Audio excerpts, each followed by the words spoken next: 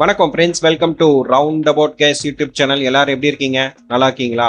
ஒவ்வொரு நாளும் ஒவ்வொரு கோயிலை பத்தி டீட்டெயிலா இந்த சேனல்ல பார்த்துட்டு வரோம். இன்னைக்கு நம்ம பார்க்க போற திருக்கோவில் திருவள்ளூர் மாவட்டம் பொன்னேரிக்கு அருகில் உள்ள சின்னக்காவனம் எனும் ஊரில் உள்ள பாலமுருகன் திருக்கோவில். இந்த கோயிலை பத்தி டீட்டெயிலா தெரிஞ்சுக்கலாமா?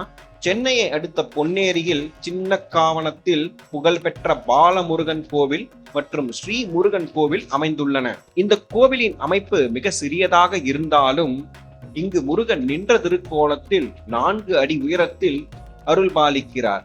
உள்ளே நுழைந்ததும் விநாயகர் சன்னதி நமக்கு தென்படுகின்றன. இங்கு முருகனின் வாகனமான மயில் இல்லாமல் யானை இருப்பது வித்தியாசமான அமைப்பு.